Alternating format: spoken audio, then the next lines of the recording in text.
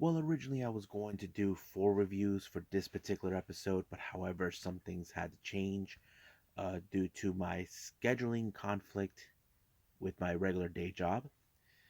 So I decided to reduce it up to 3 only, but this is real timing shows coming from MLW AZTECA number 4, NXT UK, and of course, Impact Wrestling. So let's get ready for another episode of the Leader Wrestle Zone.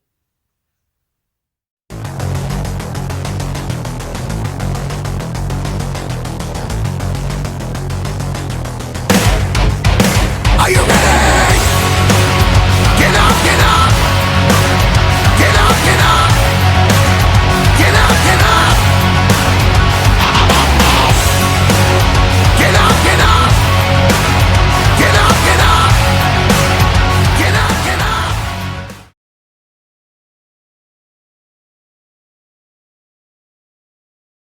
Welcome everybody to the Lead Wrestle Zone, all things that is pro wrestling with AEW, NXT, New Japan Pro Wrestling, Impact Wrestling, the National Wrestling Alliance, various promotions, wrestlers, matches, and championships. I am your host, Gerard here. So, let's begin with MLW Azteca number 4. They're still down in Mexico doing their shows. So, it opened up with the match with Aries versus Extreme Tiger. Now, if you guys don't know who Extreme Tiger is, he is a local wrestler from Tijuana, Mexico, right across the border from us. But the thing about him, he had great accolades, but one of the most recognizable thing, if you guys know this or not, he was trained by Rey Mysterio's uncle. That's right, the original Rey Mysterio. He was the one who trained him, and practically that's how it was. And I always thought that that could have been one of Rey Mysterio's cousins, but luckily he's not. There's some similarities between the two, but they're not. But however, it was a pretty good match until Aries pulled off a very interesting pinfall to win the entire thing. So it was pretty good. Next match, we had the AAA Mega Championship on the line between Aramis and the champion Hijo Viquino. I thought this match was awesome. Great high flying, great high spots. But however, it appears that Aries does not, still has some issues towards Aramis. Looks like there's now a new feud coming in the works between those two. It appears that Aries attacked Aramis out of nowhere, costing him an opportunity possibly to win the title, but Hijo de Viquino must have known he could not win that simple. Basically, we could see a feud between those two, but that's only a matter of time. Now, recently we have been hearing Mads Kruger put out his new propaganda. As you know, he's getting one step closer to getting the one thing he wants, and that is the person he calls the traitor, Jacob Fatu. So we will probably see that match in the near future. Now, the mystery still continues on. A few weeks ago, what's his name? Oh yeah, Davey Richards was attacked out of nowhere, and someone stole the Opera Cup tournament trophy. Now, it's still unclear who is. I mean, we can speculate who it was, but for me, I have that distinct feeling it has to be TJP because TJP is a sore loser. But that's how I see it with the storyline. It has to be him. But we'll just wait and see when that happens. Now, once again, Alex Kane. He wants a much bigger challenge, but however, he is trying to leave Calvin Techman in the rear view window. However, I don't think it's going to be that simple. Basically, he is asking Caesar Duran a favor. Basically, one that I think is going to cause a problem, but we'll see how that goes. Now, our main event is for the MLW World Championship. We have Hammerstone versus Octagon Jr. This was a very interesting match. Caesar Duran was right there watching, but the henchmen were there too, just watching as well.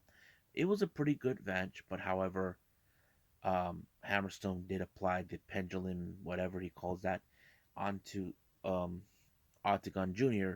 But however, the henchmen showed up this in post match to try to beat the crap out of him, and Richard Holiday showed up to back him up. But however, this ended with a multiple of 10, 15 on 2, which was too much, and it ended in that kind of predicament with the story. So we will see these guys return back to the U.S. real soon, but hopefully We'll continue more with the stories, what's going on, but I believe it's time for NXT UK.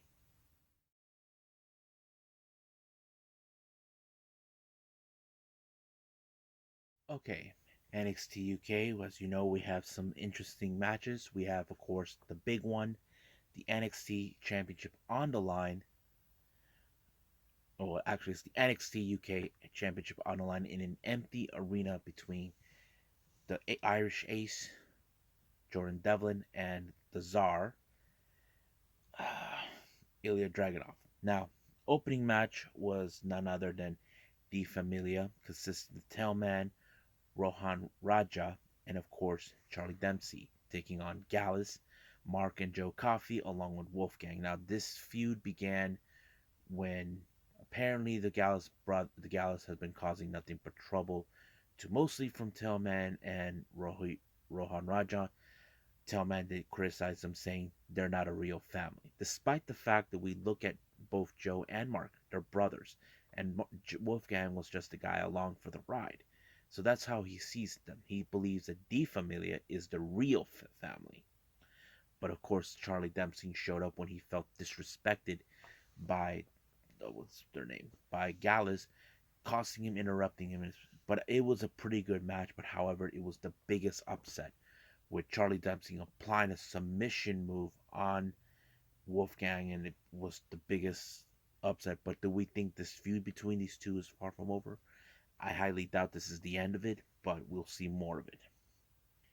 Now, our next match, this is the battle of who is the rightful heir in every aspect. We have the fashionista, Jinny, and the French Hope Amele. Now, Jinny believes that Amele is nothing but a fraud, and that story-wise, it feels like that. Believing it's like this. Um, Andy, one of the commentators, says, "Look, Amele came from nothing, and she had to work real hard to get her to the top. You look at Jenny; she was given everything on a silver platter, and of course, Jenny will not tolerate people like Amele trying to steal the spotlight. And I think that's what it is. And I think this has implication who will be maybe for an NXT UK Women's Title shot. And I think that, but however, it was Jinny that walked out the victory when she pulled the tights in order to win, to prove a point. But I highly doubt this is going to be over. I will see that at some point Amele's going to attack Jinny, saying that she didn't beat her fair and square. So basically, that's what's going to happen. Now, Nathan Frazier, on the other hand, we haven't seen him since he had that big loss towards Walter.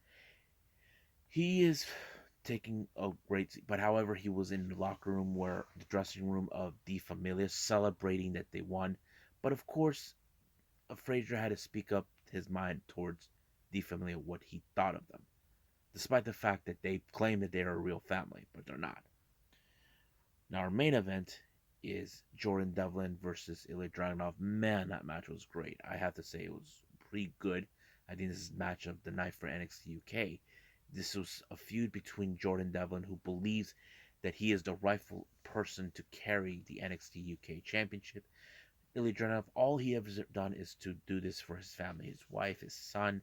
Jordan Devlin views that as a sign of weakness, and they went all full blown to the top. However, near the end, Jordan Devlin put zip tied um, Ilya Dragunov in order to win the match, but Ilya Dragunov pulled off the torpedo thing, the Moscow torpedo, whatever he calls it, and allowing himself to win the match, even when he had his hands tied. And I thought that was great.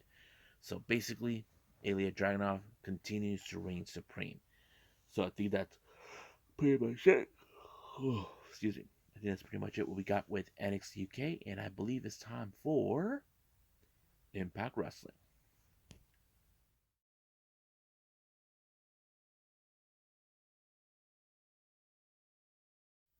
Okay, so we got Impact Wrestling opened up with Chris Bay taking on Jake something. It was a very dynamic match. As you know, you got strength versus speed. So the real question goes, who wins? And I thought it was a pretty good match, but however, it was strength that overcome it. Jake something won this match, but out of nowhere, we just saw the surprise appearance and debut the God, the Guerrillas of Destiny, Tama Tonga, Tongaloa, made their debut to Impact. But Speedball Mark Bailey came around, tries to give a helping hand, but however, I Breed with the Switchblade shows up and takes care of business. But before anything, the God just made their presence clear. They are there for some unfinished business. And that unfinished business is the Good Brothers. Now, some of you are saying, what is their unfinished business? Now, if you follow the storylines completely, Tama was upset that Carl Anderson and Doc Gallows, the Good Brothers, made the decision to side with Kenny. To them, they considered them traitors. They even confronted them in New Japan, but much like cowards that the Good Brothers are, they decided not to deal with it. Like they refused to fight their own brothers, even though Tama doesn't consider them anymore. But now it's time for them to, it's like put up or shut up. You can't run from us. We're taking those titles, and that is something that they're going to do. But later on, in the entire episode, you saw the Good Brothers talk to the Violent by Design, saying that they need an lethal injection of violence. So basically, they are willing to destroy Bullet Club. But however, is Violent by Design enough to take them out? That's a good question. Because Bullet Club, they have unlimited reach of people in this country. And of course in Japan. So we'll find out when that day comes. Now, as you know, I am no longer going to be calling these guys the ROH Renegades. Now they finally have a name. Honor No More. Consistent of Maria Kanellis, Mike Bennett, Matt Taven, PCO, and Vincent.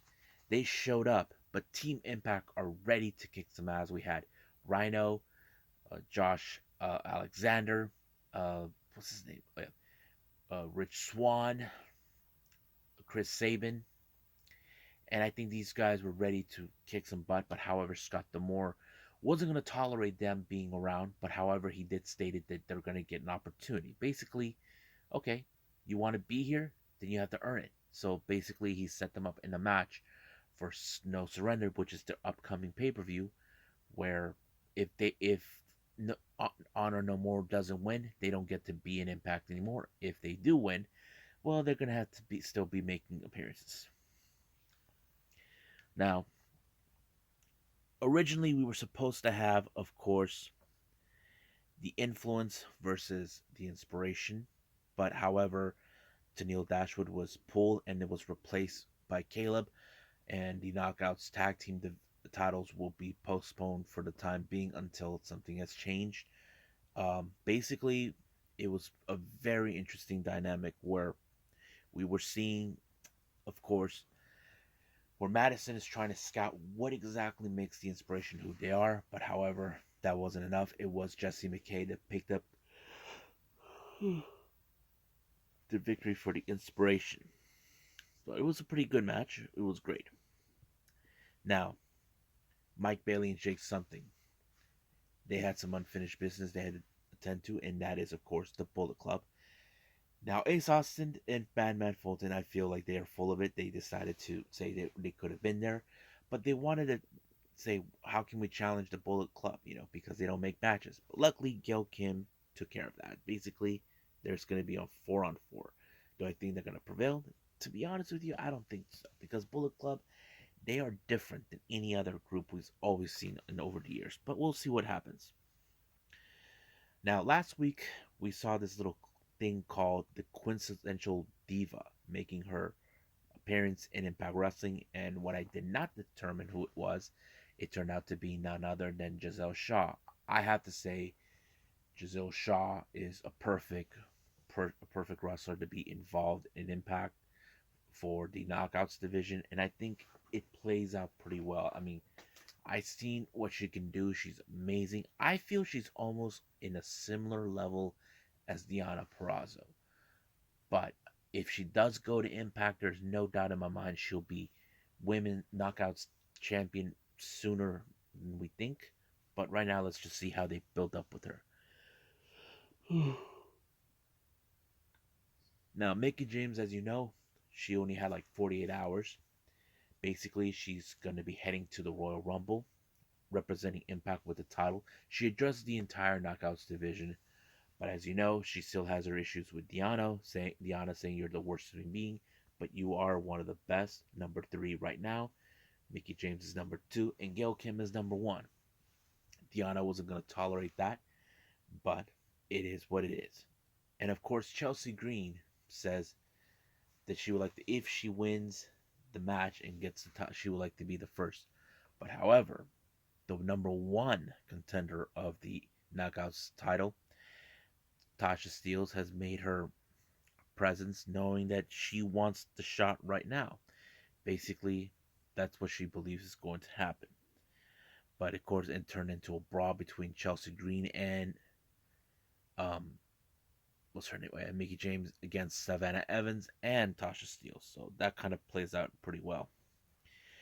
Now, our next interview we have is, of course, Steve Macklin, who doesn't want to hear this crap what happened to him last week, where he's saying, why is he here? He's not representing Impact. I mean, it's true, but it's all of this, that.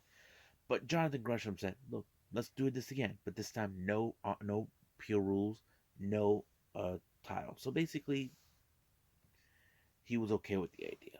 But we'll see where they're going to go with that. Excuse me. Now, a week ago, we saw on Beyond Impact, Matt Cardona made his statement that he wants a challenge for the Digital Media Championship, which Jordan Grace has in her possession. And Jordan Grace made some comments saying that he's not going to win this one. I mean, it sounds cold, but that's exactly what it sound like. But we'll see. Next up, we got the Learning Tree with 9 people taking on W. Morrissey. I thought this match was good. It just tells like Learning Tree were out of their way, but however, Morrissey is still powerful. Even after the match, Myers tried to deal with them, but Moose shows up and dismantles him, trying to prove that he is the best wrestler in the world of wrestling, god that he claims he is. But we'll see what happens in No Surrender. Now Raj Singh shows up saying that now he's the only person around. So basically it kind of puts him in a predicament where he is all alone. He's bringing some new person, but looks like John Skyler is going to be the lucky recipient to deal with it. So I'm kind of curious about that. Now, our next match, we had Johnny Swinger taking on Jonah. Previously, early in the day, Jonah got pissed and all that. But this time, it ended with Jonah applying the tsunami on to Swinger. And in the cave, looks like they have something in store for Johnny. I'm not sure. Now, our main event is PCO versus Chris Sabin. I thought this match was great. I thought it was pretty good because it showed these are guys the Impact are trying to make sure that these guys don't come around to their turf, and it kind of felt that way. Even Team Impact were evicted out because of what Eddie Edwards did. He got caught, tried to level the playing field against Honor No More, but frankly, it didn't go that way. Um, what's his name? PCO actually won the match, so oh, I thought it was pretty good. But however, the brawl between Team Impact and Honor No More is going to be a very interesting feud, and I might talk about it more on to my podcast. But right now, I believe it's time for me to call it a day. Well, I hope everybody enjoys this episode. I'm sorry I couldn't do 4. Originally, I was going to have a Stardom, or no, Home Alone by Gambari Pro, but I was unable to due to I got tired from coming out of my working job. I couldn't focus, but luckily I rest up and I did these 3 in real time. But coming up For the next episode, we have Stardom, which is a 4 hour long show or so, I don't know, which is for the 10th anniversary Grand Slam Osaka Dream Cinderella, which was a pretty good event. And also, we got AEW Rampage and 205 Live. So that's what we got coming up. But right now, I believe I'll see you guys in the next DWZ time. Same DWZ channel. I must bid all of you adieu. So, goodbye. Mwah. And have a nice day. Bang.